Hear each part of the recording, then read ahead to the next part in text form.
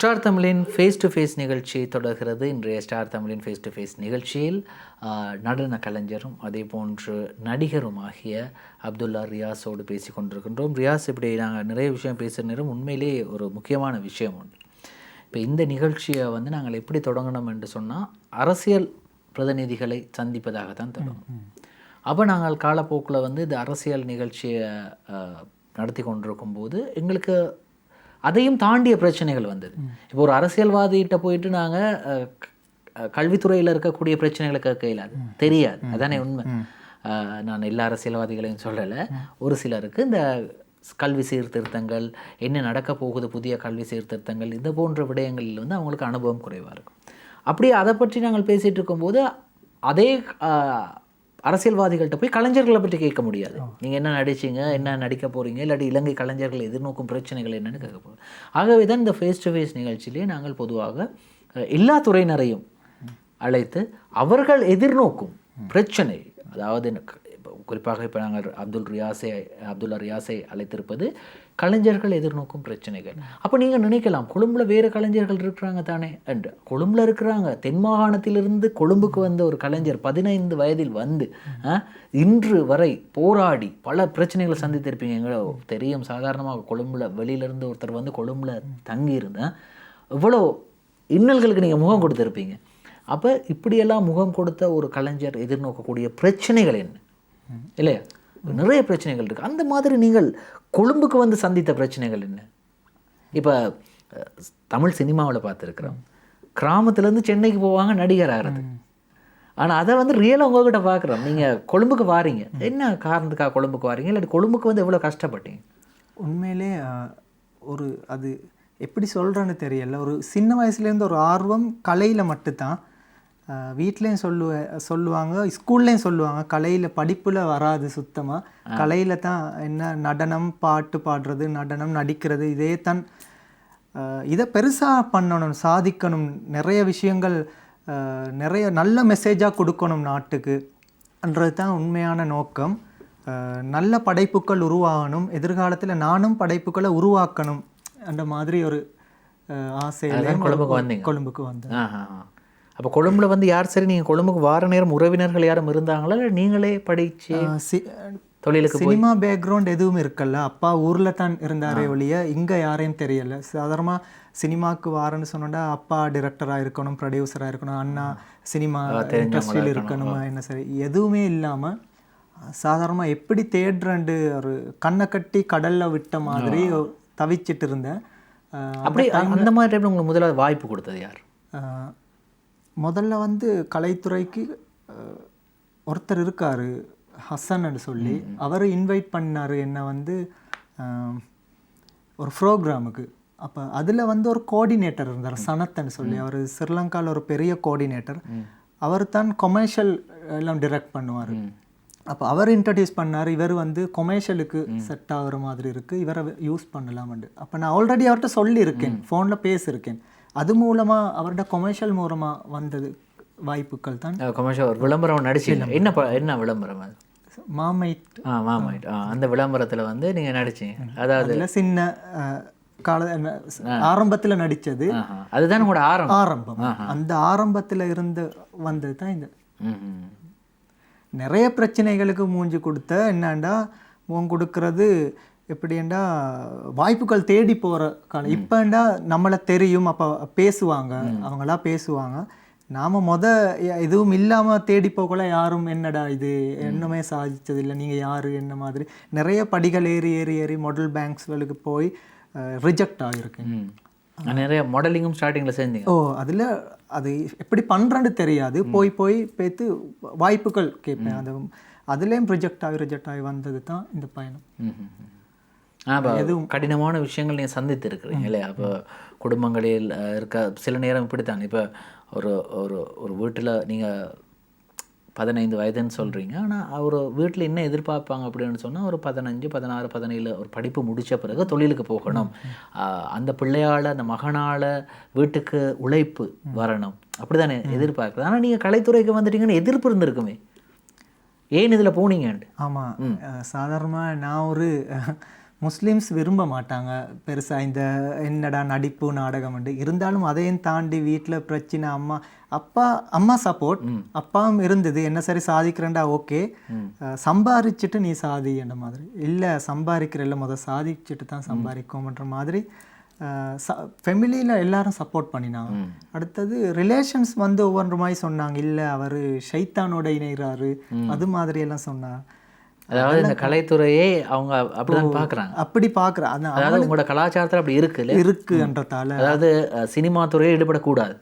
அதுதான் உண்மைண்டு அவங்க நினைக்கிறாங்க. இருந்து நாம என்ன செய்ய போகிறோம், நாம நல்லதைத்தானே விதைக்க போகிறோம்ன்ற மாதிரி நல்ல எண்ணங்களோட தான் வந்து, இல்லை அதையும் தாண்டி நான் நல்லதாக சாதிச்சு காட்டுறேன்ற நோக்கத்தில் வந்த பயணத்தான். அப்போ இருந்தாலும் நீங்கள் குடும்பங்களில் சில எதிர்ப்புகள் உங்களுக்கு வந்திருக்கு. ரியாஸ் சொல்லக்கூடிய இன்னும் ஒரு முக்கியமான கருத்து இருக்கிறது. அதாவது என்னதான் குடும்பம் சரியென்று சொன்னாலும் இந்த சொந்தங்கள் இருக்கிறாங்களே இல்லையா, அவங்க நிறைய கதைகள் சொல்லுவாங்க. இவர் ஏன் இப்படி போனார், இதில் ஏன் போனார் இல்லையா, இப்படியெல்லாம் உங்களுக்கு வந்திருக்கும். அது மாதிரி பல பிரச்சனைகளுக்கு முகம் கொடுத்து வர்றது தான். சரி, இந்த நிகழ்ச்சியை நிறைவு செய்யும் நேரம் நிறைய கொண்டிருக்கு. ரியாஸ் நல்லா பாடுவீங்கன்னு கேள்விப்பட்டேன். எனக்கு இளங்கோ சொன்னார், பாடுவீங்களா? அண்மையில் பாட்டு இருந்தேன். இப்போ அண்மையிலண்டா காம்படிஷன்களுக்கு பாடியிருக்கேன். அதில் செலக்டும் ஆகியிருக்கிறீங்க? செலக்டும் ஆகியிருக்கேன். அதுக்கு பிறகு நடனம் மண்ட வரப்போல் அதை கொஞ்சம் தள்ளிட்டு நடனத்துக்கு போகிறோம் நடிப்புக்கு. அப்போ பாடலில் வந்து நீங்கள் ரியாஸுடைய பெஸ்ட் வாய்ஸ் என்றா இதை சொல்லுவீங்க? என்ன பாட்டு உங்களுக்கு சும்மா அந்த மாதிரி பாடினார் அப்படின்னு சொன்னால் இந்த பாட்டு சொல்லி அப்படின்னா குத்து பாடுண்டா, அது மாதிரி காதல் பாட்டு இல்லாமல் குத்து பாட்டு பாடுறா ஒரு இஷ்டம். பாடுங்க பாட்டு பாடுங்க. இப்போ இல்லை சாதாரணமாக உங்களுக்கு உங்களை காதல் பாட்டாக இருந்தாலும் பரவாயில்லை, சின்னதாக 2 ரைட் ஓகே. நான் கொண்ட ஆசை எல்லாம் 4 ஆசைதான், உறங்கும் போது ஒலிக்கும் அடியுன் குலுசின் ஓசைதான், நீ வீசும் பார்வை என்னை நெருப்பாச்சின் நெஞ்சம் தான், வலியின் கொடுமை கொடிய அந்த தமிழ் வார்த்தை கொஞ்சம் தான், மாணிக்கத்தேனே. நிச்சயமாக நல்லா இருந்தது. வரிகள் அப்படி இல்லை, நல்லா இருந்தது, அருமையாக இருந்தது. அப்போ நீங்கள் நடித்த சிங்கள படங்கள் நடித்திருக்கீங்க. அதில் ஒரு டயலாக் என்ன சார் உங்களுக்கு ஞாபகம் இருந்தால் ஒரு டயலாக் நீங்கள் எங்களுக்காக, அதாவது நல்ல ஒரு பஞ்சான டயலாக்கா, என்ன படம்னு சொல்லிட்டு? அவசரத்துக்கு மைண்டுக்கு வருது இல்லை நிறைய. அட்ரஸ் நே படத்தில் என்ன மாதிரி ஒரு கேரக்டர் நடிச்சு? அட்ரஸ் நேல ஒரு மெயினாக டான்ஸிங் சம்மந்தப்பட்ட அது பரவாயில்ல. அதுலேயும்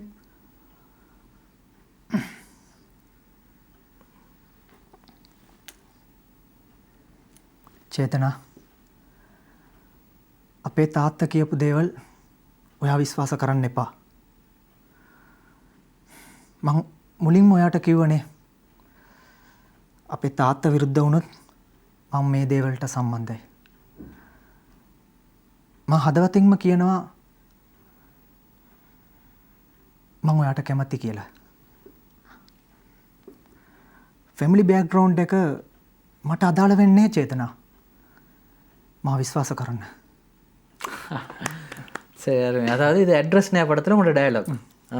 அட்ரஸ்னே இல்லை, பிரவேகே இல்லை, இன்னொரு அந்த என்ன கினிகந்த் அதில் உங்களோட கேரக்டர் வந்து நீ ஒரு லவ் பண்ணுற மாதிரி கேரக்டர். சரி சரி சரி. அப்போ இந்த தமிழ் படங்கள் நடித்து கொண்டிருக்கதா சொன்னீங்க, அதில் என்ன சரி டயலாக் ஞாபகம் இருக்கா? ஆமாம் இருக்குது. என்ன படத்தில் ஒரு டயலாக்? ஆசை என்று ஒரு ட்ராமா பண்ணினேன். அந்த ட்ராமா அஸ்வின் தொலைக்காட்சியில் பண்ணுறாங்க, தனியார் தொலைக்காட்சியில் அஸ்வின் சார் சென்னையிலேருந்து வந்து பண்ணினார். அஸ்வின் பாஸ்கர் அவர் தான் இயக்குனர். அப்போ அவர் அடிக்கடி சொல்லுவார், ரியாஸ் நீங்கள் வந்து ஒரு வித்தியாசமாக இருக்குங்க, நீங்கள் பேசுகிற தமிழும் ஒரு உங்களோட லேங்க்கும் உங்களோட ஸ்டைலும் ரகுவரன் மாதிரி இருக்குது, நாம் வித்தியாசமாக ட்ரை பண்ணி பார்ப்போம்னு ஒரு டைலாக் கொடுத்தாரு. அந்த டைலாக் மட்டும் சின்ன டைலாக் மட்டும் யாபம். மனுஷனா பிறந்தா காலில் சக்கரத்தை கட்டிட்டு 24 ஹவரும் ஓடிக்கிட்டே இருக்கணும், அதுதான் என் லட்சியம். அதுக்காக நான் இவ்வளோ போராட்டங்களுக்கும் முகம் கொடுப்பேன். சரி சரி, அருமை அருமை. சின்னதாக டைலாக் மறந்து போச்சு. 6 இயர்ஸுக்கு மொதல் செஞ்சேன். அப்போ இது வந்து அந்த இயக்குனர் வந்து இந்தியாவிலேருந்து வந்து அவர் நடிக்கிறத பார்த்து இதுதான் அவங்களுக்கு சூட்டபிள் ஆகும் இப்படி கேரக்டர் எழுதினார், கதையை மாற்றி எழுதினார். அந்த டயலாக். இப்போ நீங்கள் சொன்னீங்க சிறு வயதிலிருந்தே இந்த நடனத்துக்காக நடனம் பழக்கிருக்கிறீங்க, அதே மாதிரி ஆசிரியர்கள் கூட சொல்லி கொடுத்துருக்கதா சொன்னீங்க. இப்போ இந்த நிகழ்ச்சியை பார்த்து கொண்டிருக்கக்கூடிய ஒரு பெற்றோர் அவங்களுடைய ஒரு 5 இல்லாட்டி ஒரு 6 வயது பிள்ளையை வந்து முதலாவது டான்ஸ் கிளாஸை கொண்டு போய் சேர்க்க போகிறாங்க. என்ன டான்ஸ் ஆரம்பத்தில் படிக்க வைக்க? பேசிக்காக வந்து நடனம் அவங்களுக்குள்ள இருக்கான்றதை பார்க்கணும். பேசிக் ஸ்டைல்ஸுகள் இருக்குது. அப்போ நம்ம உடராட்ட பாத்தராட்டன்னு சொல்லுவோம், அப்படிலாம் ஃப்ரீ ஸ்டைல் குத்து நடனம் உண்டு. அவங்களுக்குள்ளுக்கு என்ன இருக்குன்றதை பார்த்து அதுக்கேற்ற மாதிரி முதல்ல கற்றுக்கணும். சிலவங்க வந்து குத்து டான்ஸுங்கள் அவங்களுக்கு வராது, வெஸ்டர்னாக இருக்கும் ஆட, அது அவங்கள பார்த்து கற்றுக் கொடுக்கறது தான் வழக்கமாக. நான் பண்ணுற டான்ஸ் எப்படின்னா வித்தியாசமாக இருக்கும். குத்து டான்ஸும் அந்த வெஸ்டர்னும் மிக்ஸ் ஆன மாதிரி இருக்குமோ, சரி அது மாதிரி. சரி, அது மாதிரி இதுக்கு சேர்த்து விடலாம். ஓகே ஓகே சரி, இறுதியாக இந்த நிகழ்ச்சியை நிறைவு செய்ய போகிறோம். இந்த நிகழ்ச்சியை பார்த்து கொண்டிருக்கக்கூடிய மக்களுக்கு நீங்கள் என்ன மெசேஜ் சொல்லுங்கள்? முதல்ல வந்து நன்றி சொல்லணும் ஃபேஸ் டு ஃபேஸ் நிகழ்ச்சிக்கு என்னையும் அழைத்ததுக்கு. அடுத்து உங்களுக்கும் நம்மளோட இளங்கோ அண்ணாக்கும் இந்த டீம் எல்லாருக்கும் நன்றி சொல்லணும். அடுத்தது வளர்ந்து வர கலைஞருக்கு நான் சொல்கிறேன்னாண்டா, கலைத்துறை வந்து கஷ்டமானது இல்லை, யாருக்கும் கலைத்துறைக்கு வரலாம், நிலைக்கிறது தான் கொஞ்சம் கஷ்டமானது. அதனால் தொடர்ந்து ட்ரை பண்ணிகிட்டே இருங்க, வாய்ப்பு கண்டிப்பாக கிடைக்கும்னு சொல்கிறேன். நன்றி நன்றி நன்றி. ஒரு குறுகிய அழைப்பின் பேரில் இந்த நிகழ்ச்சிக்கு வருகை தந்த நடன கலைஞர் அதே போன்று நடிகர் அப்துல்லா ரியாஸுக்கு எங்களுடைய ஸ்டார் தமிழ் குழுவின் சார்பில் நன்றிகளை நாங்கள் தெரிவித்துக் கொள்கின்றோம்.